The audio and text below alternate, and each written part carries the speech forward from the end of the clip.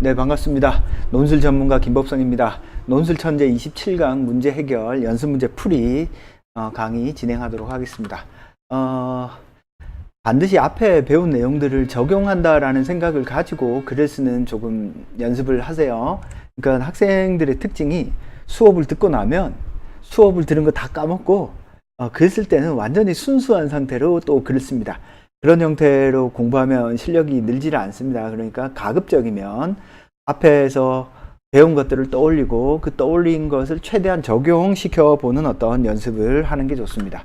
자, 이 문제는 숙명여대의 기출 문제고요. 제가 여러분들 문제를 보시면 아시겠지만 요약, 비교, 설명 이렇게 가면 갈수록 뒤쪽으로 갈수록 조금 더 어렵지 않던가요?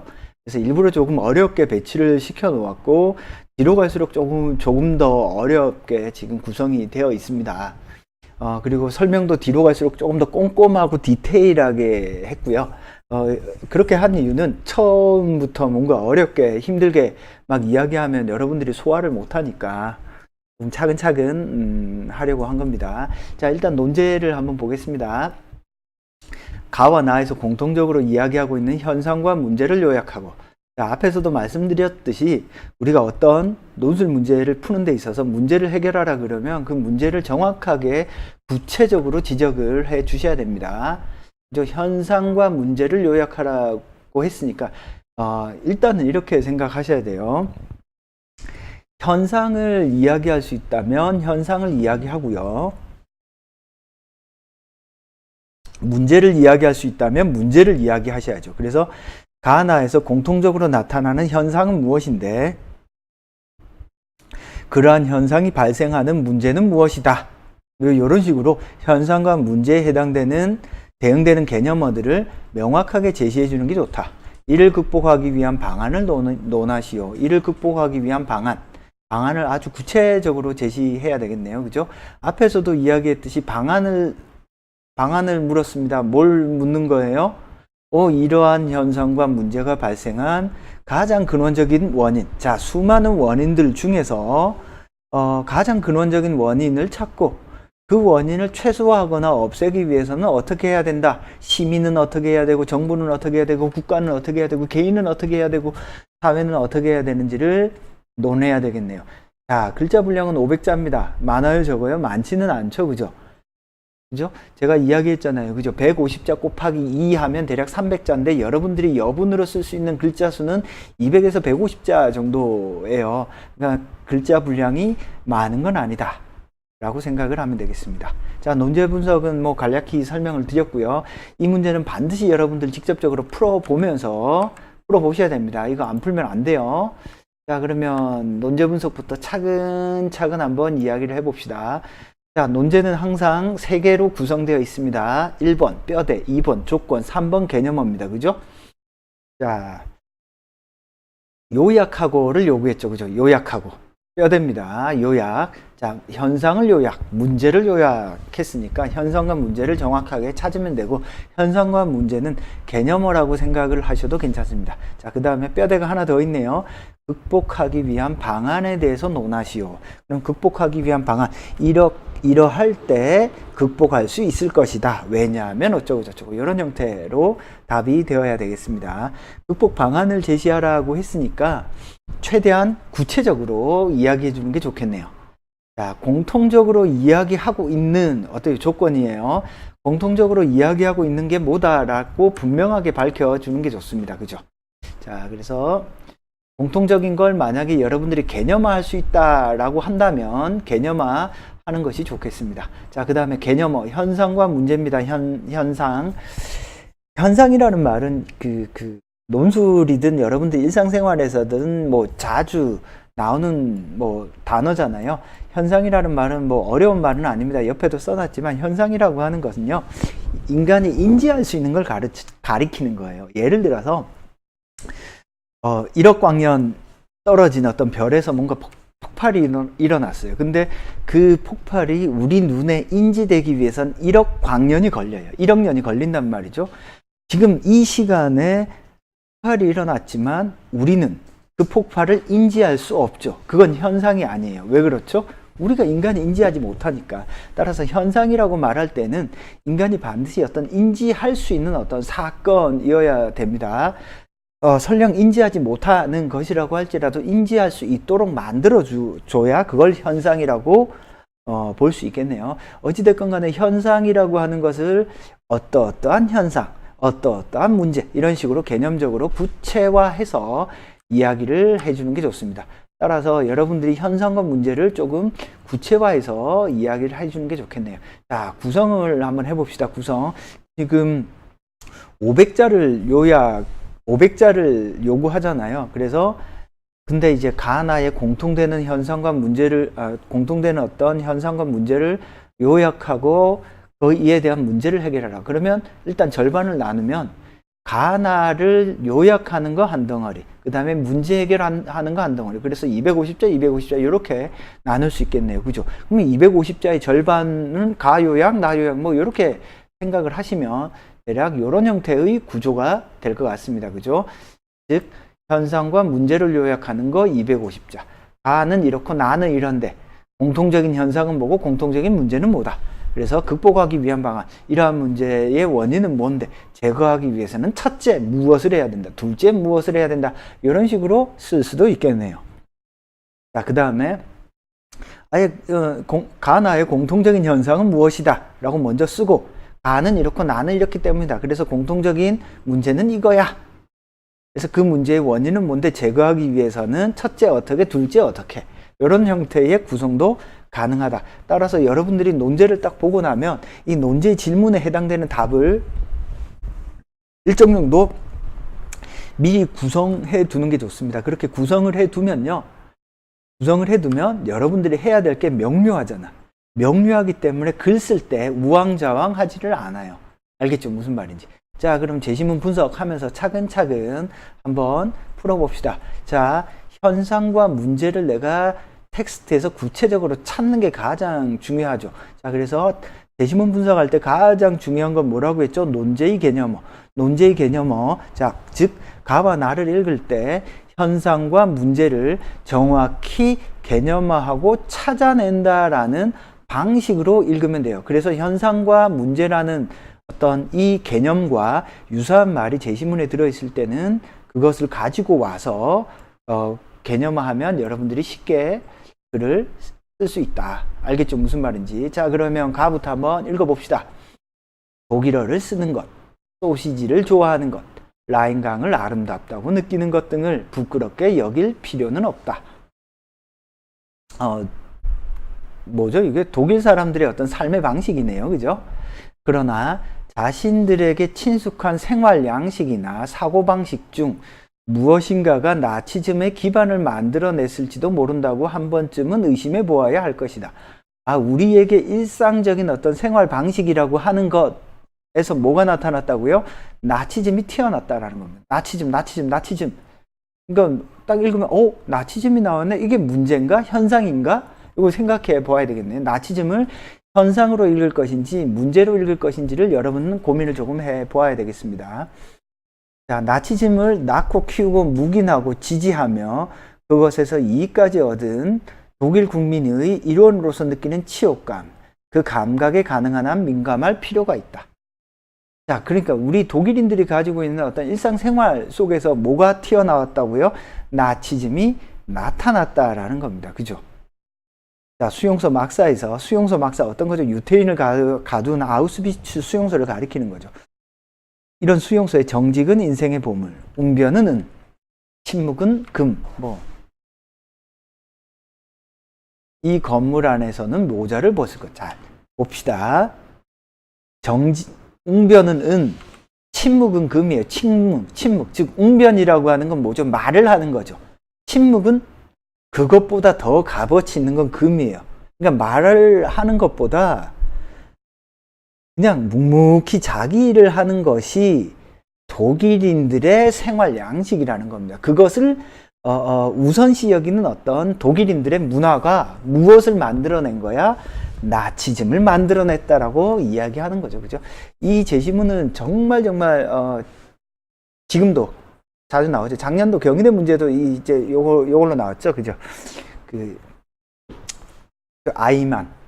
자, 이 건물 안에서 모자를 벗을 것 등의 표가 걸려 있었다. 세면장 벽에는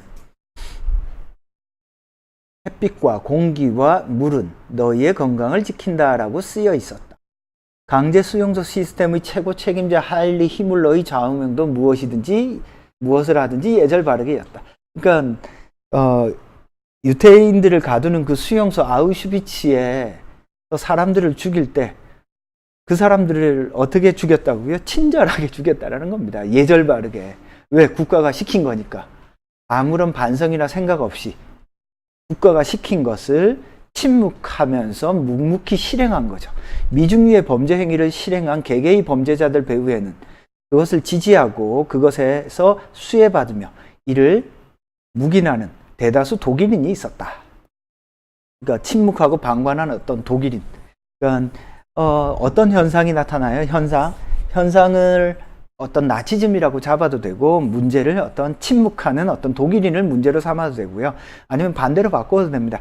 침묵하는 독일인을 현상으로 잡고 그로 인해 발생한 문제는 나치즘과 같은 어떤 전체주의가 인간에 대한 어떤 학살을 수행한 걸 문제로 삼으셔도 괜찮겠네요. 어떤 식으로든 현상과 문제를 명확하게 개념적으로 딱 잡아 주셔야 됩니다. 그러니까 독일인들이 가지고 있는 어떤 생활 방식이라는 것, 그 생활 방식의 핵심 내용은 어떤 거였죠? 뭔가 저항하거나 이렇게 하는 것이 아니라 침묵하고 어떤 사회의 큰 누가 되지 않는 어떤 규칙과 규범을 따르는 것. 그 결과 어떤 일이 벌어졌어요? 국가나 사회가 시키는 행동들을 아무런 반성 없이 그냥 차분하게 예절 바르게 수행을 한 거죠. 그래서 한나 아렌트 같은 철학자는 그 독일 사회에서 어떻게 해서 이제 나치즘과 같은 이런 희대의 악마가 태어났느냐라고 이야기하면서 그 악마는 누가 만들었다라고 그래요? 개개인이 악마스러운 것이 아니라 잘못된 제도나 시스템 속에 살아가는 한 개인은 그 속에서 악한 짓을 저지를 수밖에 없다라고 이야기하면서 악의 평범성이라는 개념을 씁니다. 논술에서 정말 자주 나오죠. 쉽게 이야기하면 그런 거예요. 여러분들이 환경오염을 저지르지 않고 정말 착하게 살고 싶어요. 그렇지만 현대사회의 어떤 대중문화 혹은 현대사회의 산업 문명 속에 살아가면 내 의지와는 상관없이 자동차를 써야 되고 일회용 종이컵을 써야 되고 어때요? 환경을 오염을 시키죠. 즉 우리 사회 구조가 이미 환경을 오염시키는 구조로 자리 잡혀 있다는 뜻이에요. 그건 여러분이 어떤 의지를 가지고 있느냐와 상관없이 환경을 오염시킬 수밖에 없는 존재가 된다는 뜻이에요. 그래서 한나 아렌트가 지적한 것도 마찬가지입니다. 독일 사회의 개개인들이 아무리 선하고 착한 삶을 산다고 할지라도 그 독일 사회의 구조가 악한 방식으로 시스템화되어 있고 구조화되어 있다면 그 속에 살아가는 개인은 악한 존재가 될 수밖에 없다라는 거죠. 그게 악의 평범성입니다. 그래서 그 유태인 학살을 이렇게 지휘했던 장교인 아이만, 하인리 히물러도 마찬가지입니다. 아이만의 재판을 하는데 이제 아렌트가 가가지고 참관을 하죠. 너 왜 그 수많은 유태인을 죽였냐 했더니 나 국가가 시키는 대로 했는데. 그 우리 사회도 마찬가지죠. 우리 사회 광주항쟁이나 이런 것들 보면 위에서 시켜서 쐈다 하잖아요. 그 5.18 청문회 할 때 보세요. 그 명령을 내린 사람도 없고, 결국에는 현대사회의 구조가, 선하게 짜여져 있지 않는 한, 그 속에 살아가는 개인은 악마가 될 수밖에 없다라는 걸 이야기하는 제시문입니다. 자, 그래서 현상과 문제를 잡으면 어떤 나치즘과 같은 현상, 어떤 문제, 아무런 생각을 하지 않는, 그래서 순서를 조금 바꿔도 되고요. 그래서 독일인들의 어떤 침묵 혹은 아무런 어떤 문제의식이 없는 어떤 삶의 방식이 나타나고 그로 인해서 나치즘이 나타나는 어떤 문제가 생기네요. 그죠? 자, 그 다음에 나제시문 보겠습니다. 나제시문도 똑같이 어떤 대학살, 홀로코스트, 유태인 학살을 다루고 있네요. 그죠? 서양 사회에서 유태인 학살은 아주 중요한 사건이에요. 왜 그러냐면 어떤 이성에 대한 어떤 반성을 본격적으로 시도한 시기입니다. 서양인들이 근대 르네상스 이후 근대 사회를 출발하면서 어떻게 됐죠? 전 세계를 휩쓸면서 식민지 개발을 합니다. 그러면서 흑인들을 노예로 삼고 미국으로 건너간 사람들의 인디안을 거의 1,000만 명 이상을 죽이죠. 그렇게 죽여서 어떻게 하나요? 자기들만의 제국을 만듭니다. 그때까지만 하더라도 그들은 반성을 하지 않아요. 근데 서양인들이 언제 반성을 하느냐? 유태인 학살을 할 때 반성을 합니다. 즉 자기와 똑같은 백인을 죽일 때 반성을 해요. 즉 우리가 가지고 있는 어떤 근대적 이성, 효율성을 추구하는 어떤 삶의 태도나 자세가 어마어마한 폭력성으로 작동할 수 있구나라는 걸 여기 앞에 책인데, 이 계몽의 범진법이라는 책인데요. 이 아도르노가 바로 그런 어떤 서양 문화가 가지고 있는 이러한 폭력성, 도구적 이성이 가지고 있는 어떤 문제점, 최근에 제가 이 책을 조금 읽고 있거든요. 다 대학 때 봤는데, 그 도구적 이성에 대한 어떤 반성으로서 그 계기가 바로 이제 나치즘입니다. 제가 방금 말씀드린 아도르노 같은 경우에는 우리 인간의 이성이 궁극적으로 도달할 수밖에 없는 그 지점이 바로 어디냐라고 부르냐면 나치즘이라고 불러요. 즉 이성은 그 극강에는 폭력성을 띨 수밖에 없다라는 걸로 귀결되죠. 자, 어찌됐건 이 나제시문도 이제 대학살 홀로코스트를 다룹니다. 이 대학살 홀로코스트, 그래서 끔찍하게도 전율스럽게 정상적인 인간이었던 아이만에 의해 자행되었다. 폭력은 차이를 지우려 할 때 우리가 지불해야 하는 값비싼 대가이다. 인종차별주의로서의 나치즘의 경우가 그렇다.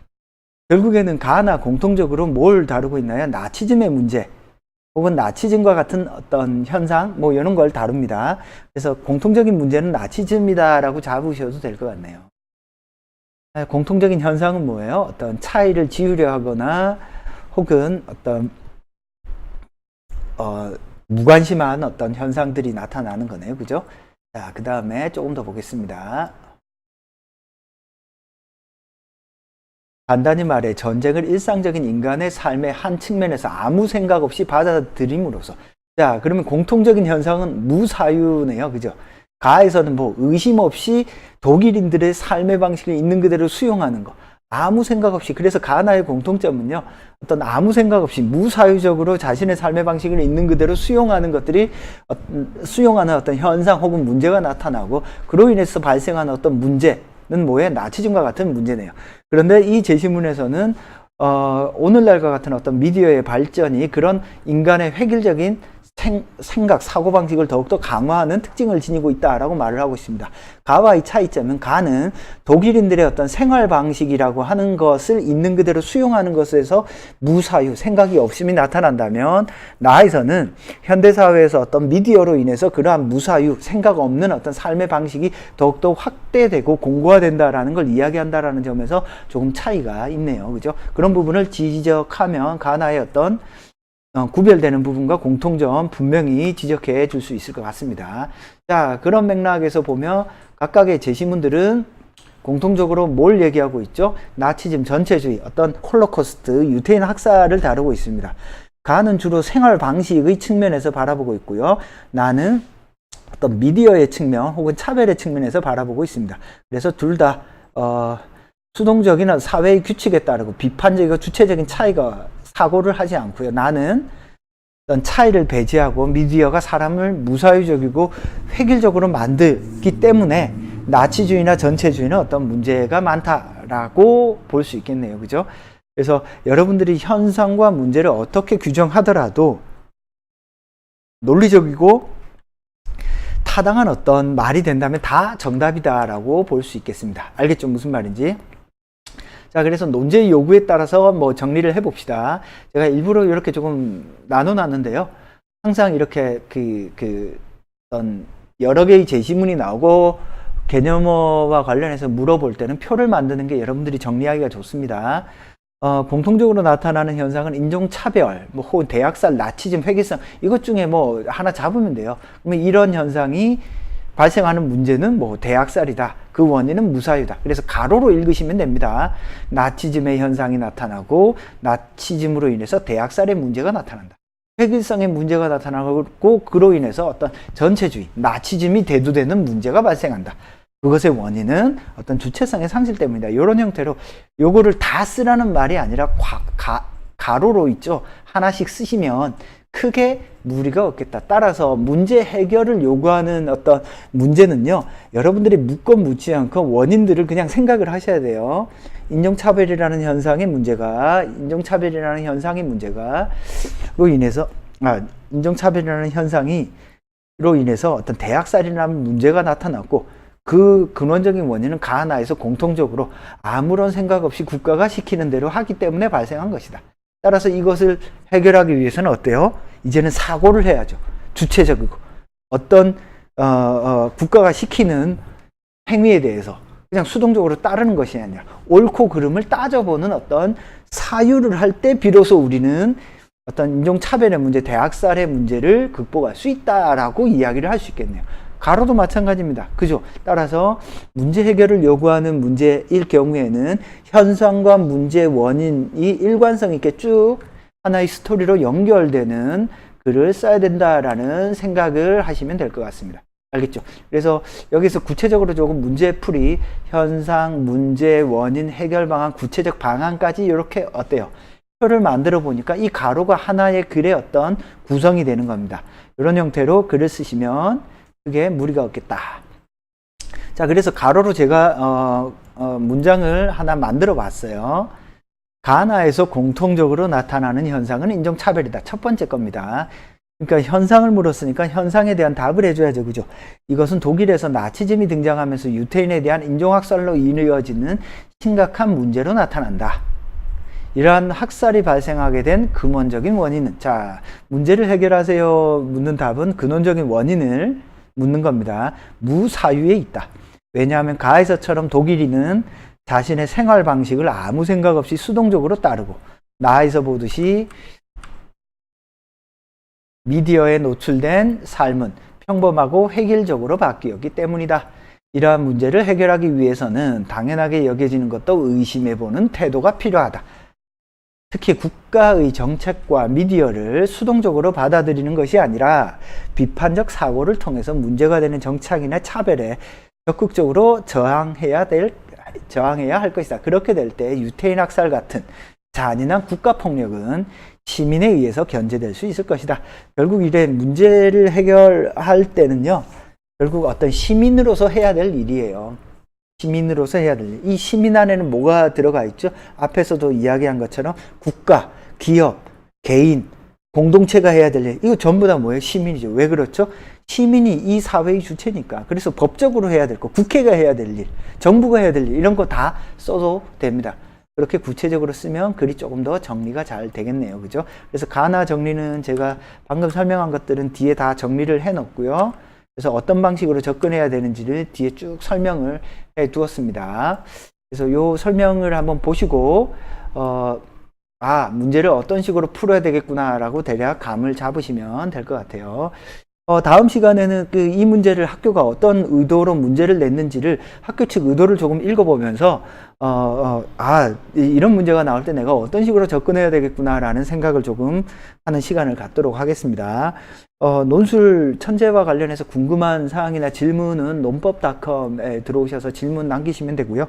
궁금한 사항이나 의문 나는 것은 1661-5143으로 전화 주시면 제가 거의 직접 받습니다. 언제든지 질문 주시고요. 논술 시간이 이렇게 가까워오면 여름 되면 상반기에는 거의 없다가 여름 되면 무지막지하게 전화가 많이 옵니다. 미리미리 잘 챙겨 두시고 궁금한 거 해결하시기 바랍니다. 자, 오늘은 논술 천재 27강 문제 해결 연습 문제 풀이 했습니다. 다음 시간에는 학교 측 해설을 중심으로 설명드리도록 하겠습니다. 감사합니다.